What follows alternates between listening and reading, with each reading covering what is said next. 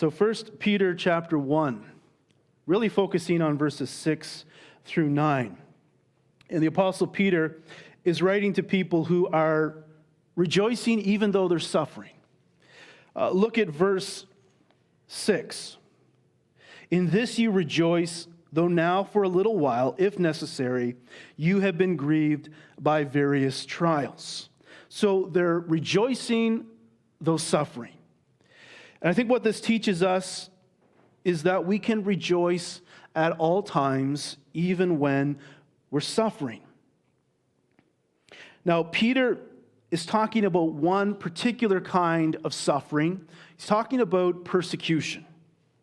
To be persecuted means to be mistreated because you're a Christian. So not all mistreatment of Christians is persecution. But if a Christian is mistreated because they're a Christian, then that is persecution.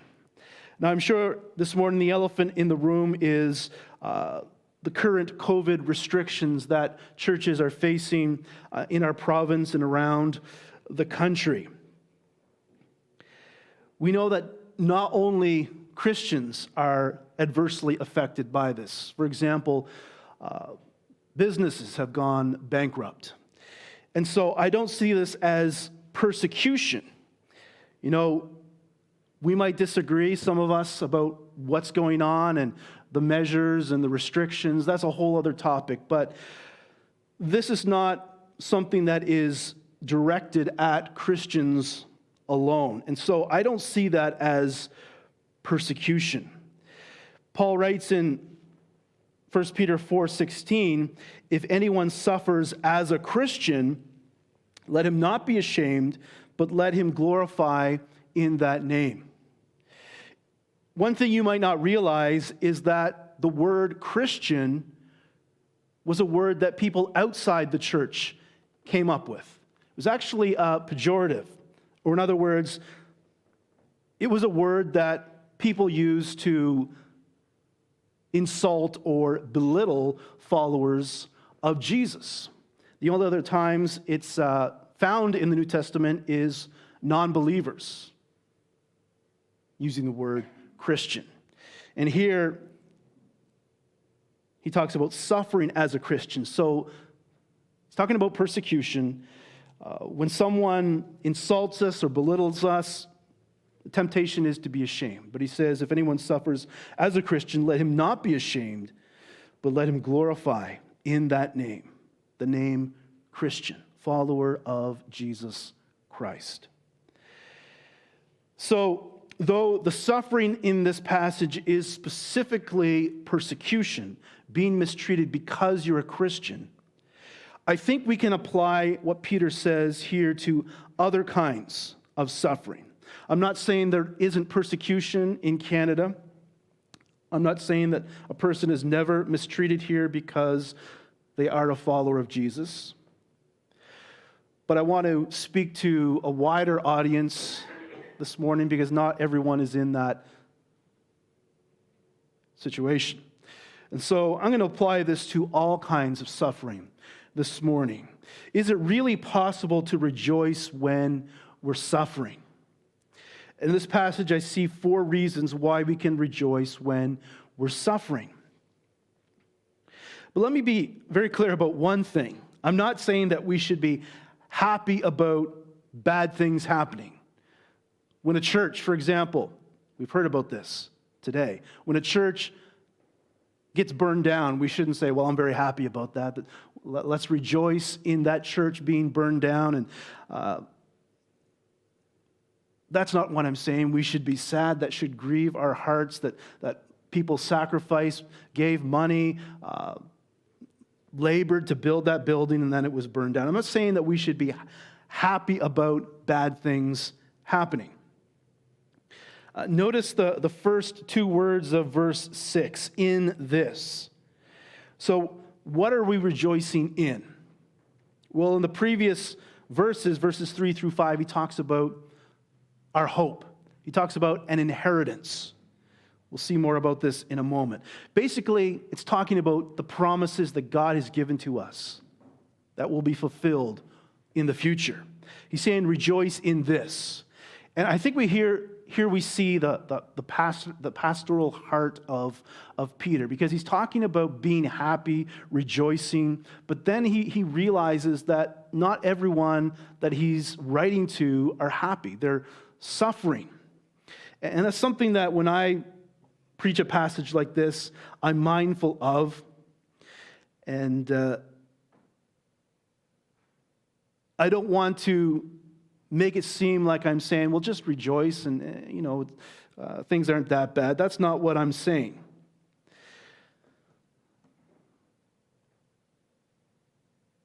I'm not saying we rejoice and are happy about the bad things in our lives. I'm not saying that bad things are good.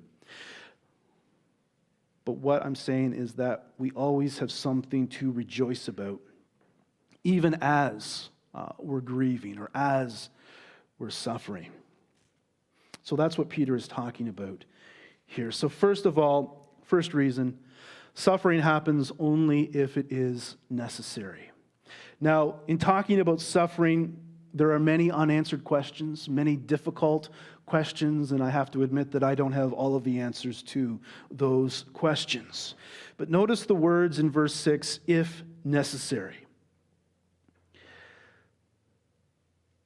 Many of us are hesitant to say that God ordains suffering. We prefer to say that He permits suffering.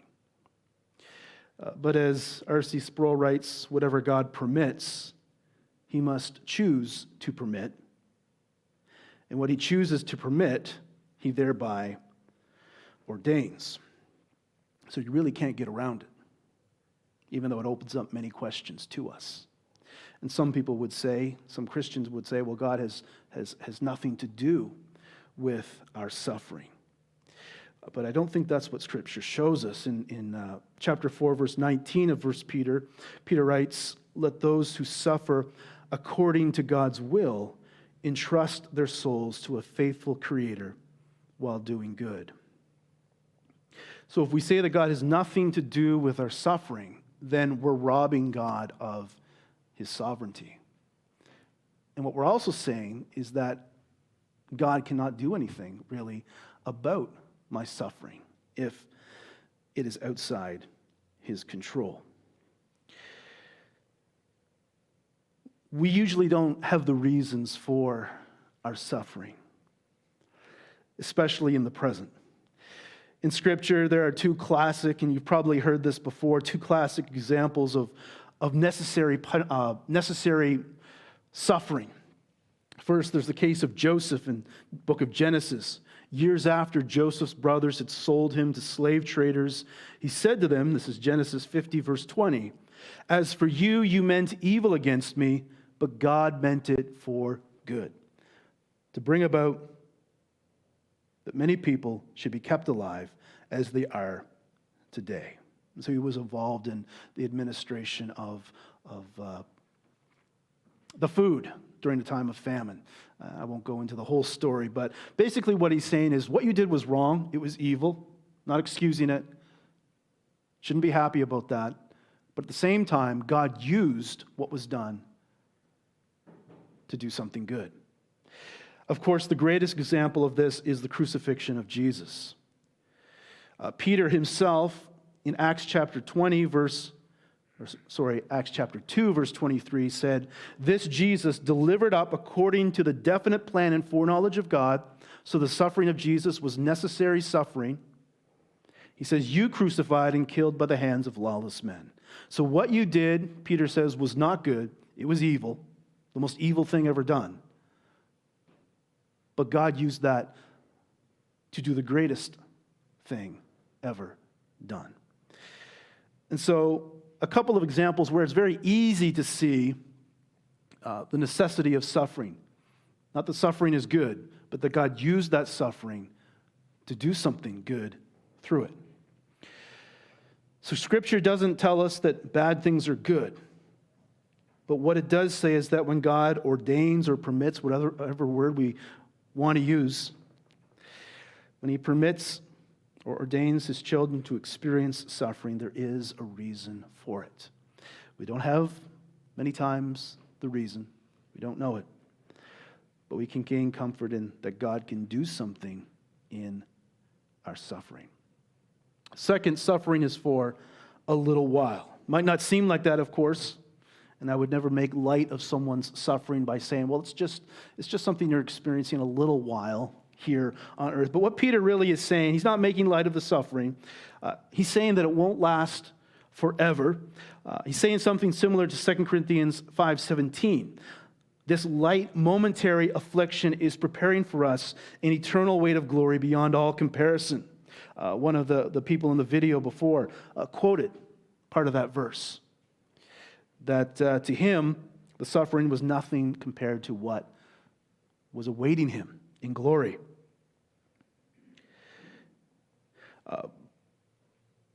Those were the words of Paul in 2 Corinthians 5:17. Earlier in that letter, you can compare that with what he says earlier at the beginning, chapter 1, verse 8. He says, "We do not want you to be unaware, brothers, of the affliction we experienced in Asia, for we were so utterly burdened beyond our strength that we despaired of life itself." So is Paul saying that suffering is light? No. Is suffering momentary? Not usually. But what he's saying is, in comparison to the eternal weight of glory that is in our future, suffering, when you think of it in that way, from that perspective, is light and momentary. So our suffering is not forever. It's for a little while, in comparison to eternity, of course. Third, suffering has a purpose. Look at verse 7. So that the tested genuineness of your faith, more precious than gold that perishes though it is tested by fire, may be found to result in praise and glory and honor at the revelation of Jesus Christ. Back in verse 4, sorry, we'll get to that in a moment, but in this verse 7, he's talked about trials. In verse 6, grieved by trials. What do trials do? They test us. So they test the genuineness, he says here, of our faith. So Peter compares faith to gold. Like gold, faith is tested by fire. Gold might not be pure, but when it goes through the fire, when it experiences the heat, the impurities rise to the top and can be removed. So the gold is refined or purified. And our trials, our suffering, can do that to our faith. It tests our faith, whether or not it is genuine when we begin to suffer. Think of persecution, those Christians that we saw in the video. If their faith really isn't genuine, when those trials come, when persecution comes, then they'll give up. They'll turn from the Christian faith. And so the trials, the suffering in our lives prove or disprove the genuineness of our faith. He says that our faith is more valuable, more precious than gold. Gold is something we might enjoy for a while here on earth, but it doesn't last forever. But what comes through faith in Jesus Christ will last forever. And so when trials come, when suffering comes, will you remain faithful? Will your faith be shown to be genuine, real, authentic? So third, suffering has a purpose, and that's one of the purposes to our suffering. It shows us whether or not our faith is real. And then finally, fourth, suffering can't take away our hope. I mentioned verse 4. Got ahead of myself. Verse 4 talks about, as I said, our inheritance that is kept reserved in heaven for us. No matter what happens, what God has promised to us cannot be taken away. Our faith or our hope, that's something far better than just an end to our suffering. So when we think of hope in the midst of suffering, we're talking about more than just the suffering ending. It's like if you break your leg, terrible injury. Some of us have probably suffered a broken leg in the past. When you go to the hospital, imagine that they do more than just help you with your suffering. They do more than just maybe give you some pain medication and put a cast on your leg. They don't just end the suffering, but then they give you a new pair of shoes. And then they give you a new car. And then they give you $20,000 for your trouble. I might say, break my leg now, and I'll experienced all of those good things that happen to people who have their legs broken and go to the hospital, if that were the case. When we think of our hope, it's not just taking care of our suffering one day and being rid of it, but so much more. And obviously, something much greater than a pair of shoes and some money and a car. Something, as we'll see in a moment, that far surpasses that. But let's look at those last two verses, verses 8 and 9. Though you have not seen him, speaking of Jesus, you love him. Though you do not now see him, you believe in him and rejoice with joy that is inexpressible and filled with glory, obtaining the outcome of your faith, the salvation of your souls. So unlike Peter, none of us have seen Jesus. Why do we love this person that we've never seen? We love him because he was willing to suffer for us. We love him because he was willing to be mistreated for us. And we rejoice when we think about the outcome of our faith, the salvation of our souls. And here we have really the now and the not yet tension that we find in Scripture regarding our salvation.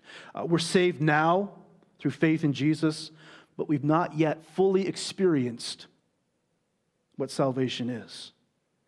And part of this joyous experience will be seeing Jesus face to face, the one who died for us, and we will live with him forever and enjoy his presence.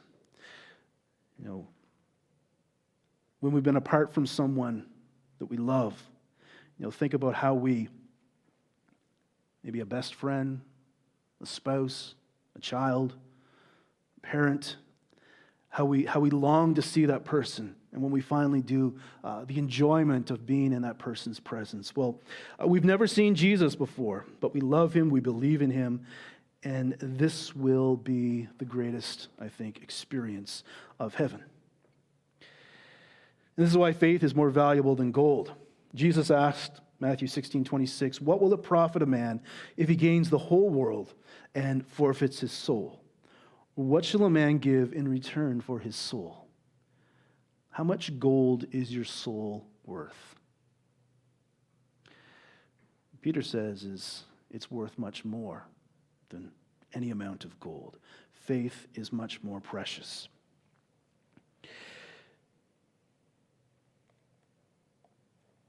Now, these truths about suffering,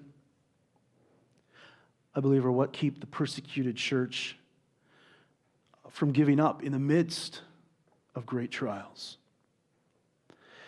As Peter says in 2 Corinthians 4, they are afflicted in every way, but not crushed, perplexed, but not driven to despair, persecuted, but not forsaken, struck down, but not destroyed. Could we say that if we were faced with that type of persecution, or when we go through some intense suffering? Will we remain faithful? Will that trial prove the genuineness of our faith? May our faith be shown to be genuine by our faithfulness during times of suffering. May it not be evident just during the good times, but even in the bad. May we be able to rejoice at all times, even when we're suffering.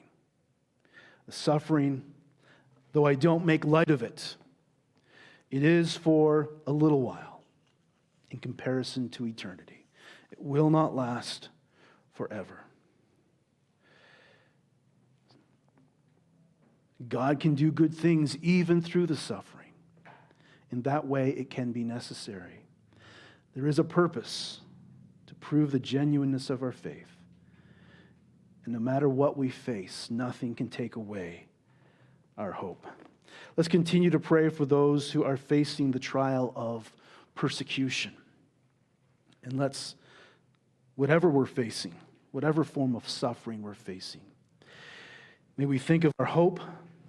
May we rejoice in God and in what He has done for us and what He will do for us according to His word.